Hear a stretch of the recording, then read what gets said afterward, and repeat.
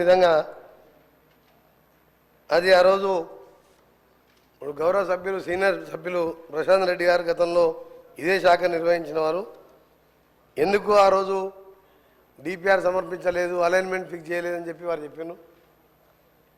దాని తర్వాత ఈ 2013 నుంచి ఇప్పటి వరకు 21లో గడ్కరీ గారు ఫౌండేషన్ ఇచ్చిన వికారాబాద్ మొయినాబాద్ టెండర్ అయ్యి కూడా మీరు దాని అలైన్మెంట్ ఫిక్స్ చేయలే, ల్యాండ్ ఎక్వేషన్ చేయలే.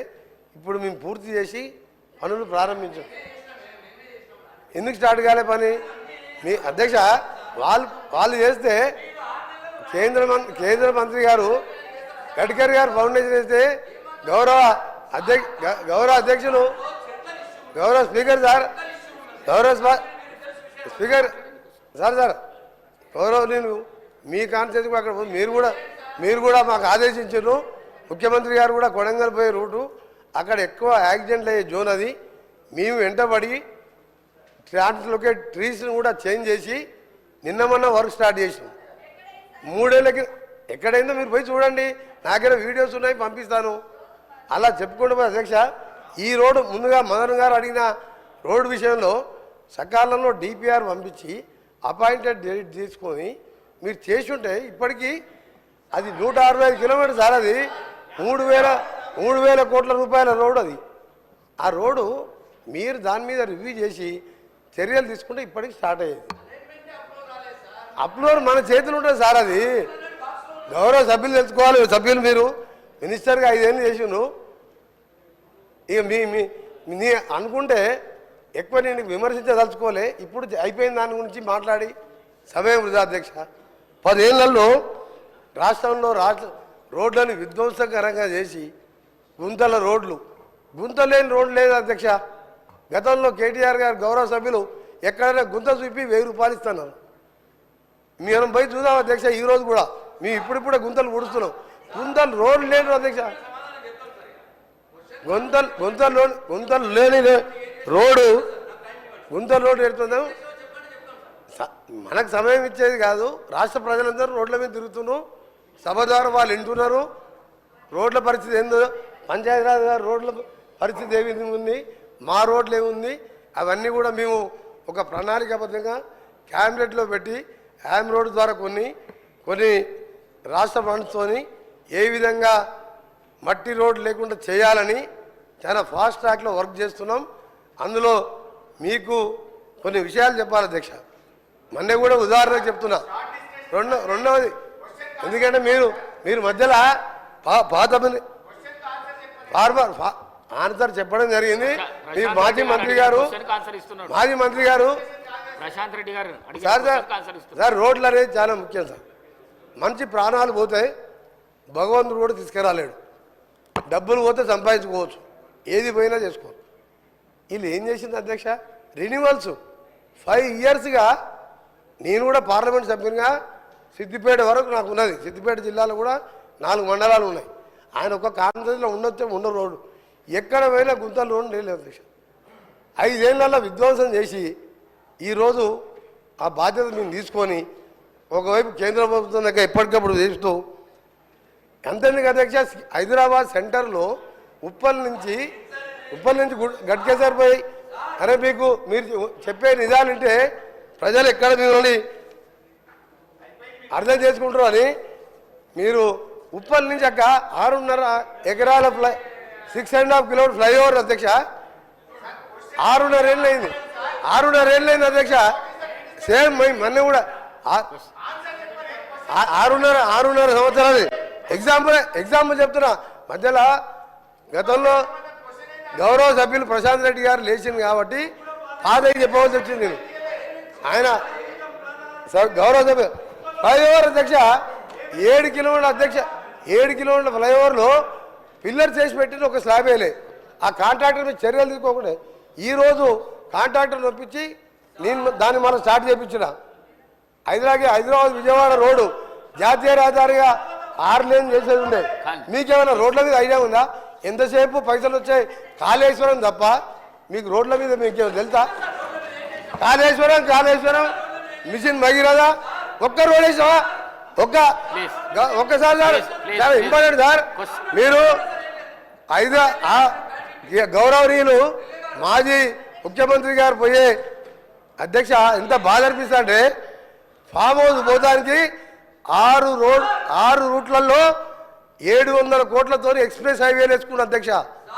ఆర్ఎండ్బి మినిస్టర్ గారు నా భువనగిరి పార్లమెంట్ పక్కకు వస్తుంది.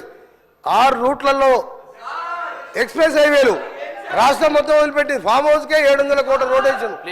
అందుకనే గౌరవ సభ్యులు మన హరీష్ బాబు గారు చెప్పే విషయంలో కూడా తప్పకుండా రాజీవ్ రహదారిని దాని మీద మననే గౌరవ ముఖ్యమంత్రి గారు నేను ఇప్పుడు మా మదన్ చెప్పిన రోడ్డు కానివ్వండి, శ్రీశైలం పోవడానికి కల్వకుర్తికి వెళ్ళి శ్రీశైలం వరకు 62 కిలోమీటర్ల ఎలివేటెడ్ కారిడార్ కూడా ఇన్ ప్రిన్సిపల్ అప్రూవ్ చేయించి డిపిఆర్కి ఆర్డర్ ఇవ్వడం జరిగింది.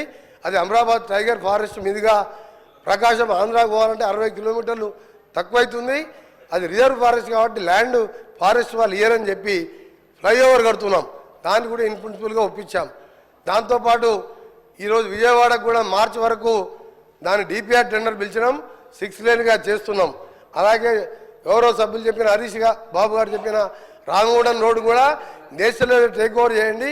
2035 వరకు ఉన్న అది టర్నింగ్స్తో రోడ్డు కూడా సేఫ్టీ లేదు, దాన్ని కూడా నేషనల్ హైవే తీసుకోవాలని ప్రయత్నం చేస్తున్నాం.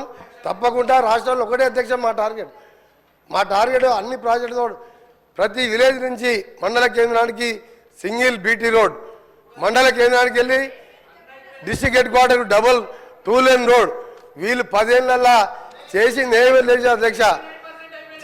చేసిన 99% అట్లా చెప్పడానికి కూడా కొంచెం అధ్యక్ష వీళ్ళ ఒక నిమిషం అధ్యక్ష 99% అయిపోతే మాకు పనే లేదు అధ్యక్ష. ఇప్పుడు మీకేం పనింది?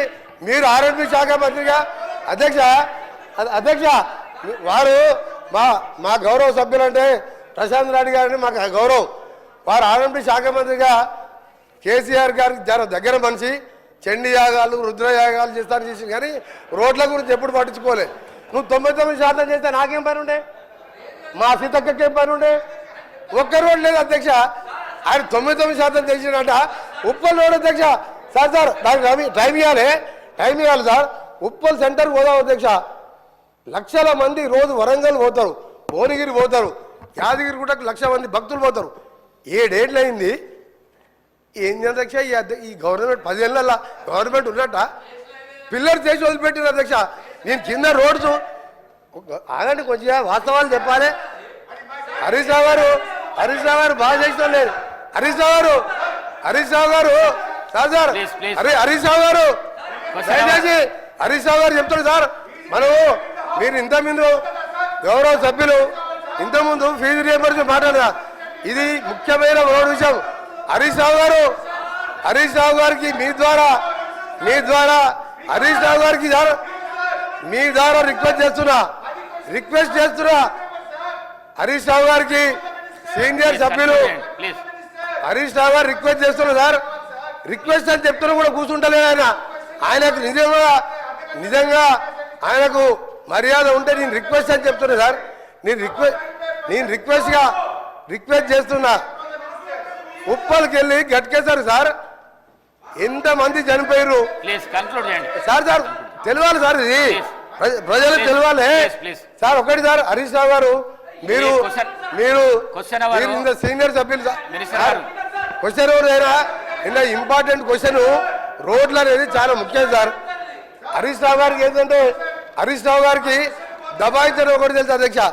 ఆయన దబాయించడం ఒకటి తెలుసు, ఆయన పనిచేసేది తెలియదు సార్. 5 ఏళ్ళు ఇరిగేషన్ మినిస్టర్గా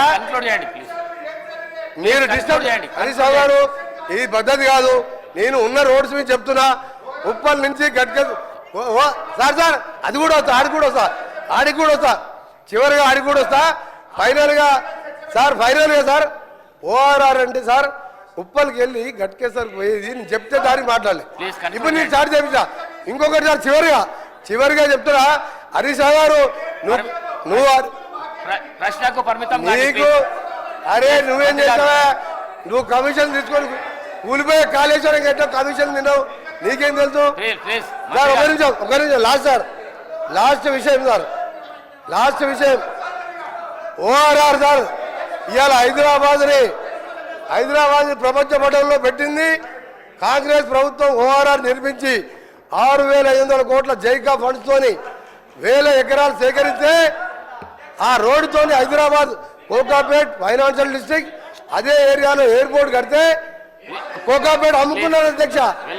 1,00,000 కోట్ల విలువ చేసే 1,00,000 కోట్ల విలువ చేసే సార్ ఇది మంచి పద్ధతి కాదు సార్. సార్ నేను ఉన్న వాస్తవాలు చెప్తున్నా, నేను వాస్తవాలు చెప్తున్నా. రోడ్లు వేసేదే కాదు, కూలిపోయే ప్రాజెక్టు కట్టొచ్చు, కమిషన్ తినొచ్చు. నేను ఒకటే చెప్తున్నా అధ్యక్ష, ఓఆర్ఆర్ అమ్ముకొని అందులో 7,000 కోట్లకి 1,00,000 కోట్ల విలువ చేసి ఓఆర్ఆర్ అమ్ముకొని ఒక నిమిషం సార్ 1,00,000 కోట్లు ఈ రోజు సార్ మళ్ళీ చెప్తున్నా, గర్వంగా చెప్తున్నా, గౌరవ ముఖ్యమంత్రి గారు గడ్కరీ గారి సహాయంతో ఈ రోజు రీజనల్ రింగ్ రోడ్ అనే ప్రపంచ స్థాయి స్టాండర్డ్స్ తో రీజనల్ రింగ్ రోడ్ ని వచ్చే మార్చి నాటికి భూసేకరణ చేసి రీజనల్ రింగ్ రోడ్ కూడా ఆర్ఎండ్బి శాఖ ద్వారా నిర్మించబోతున్నాం. హరీష్ రావు గారికి చెప్తున్నా, ప్రశాంత్ రెడ్డి చెప్తున్నా, మీరు చెయ్యలే ఒక్క పని చేయకుండా మీరు వాస్తవాలు చెప్తే భయపడుతున్నాడే, వాస్తవాలు చెప్తే భయపడుతున్నారు చెప్తున్నా. వారు చేయలేని విషయాలన్నీ కూడా సార్. చివరిగా త్రిపుల్ రీజనల్ రింగ్ రోడ్ దాదాపు 38,000 కోట్లతోని వచ్చే 4 ఏళ్లలో పూర్తి చేసి హైదరాబాద్ ని ప్రపంచ పటంలో పెట్టాలనేదే మా ప్రభుత్వ లక్ష్యం. Thank you.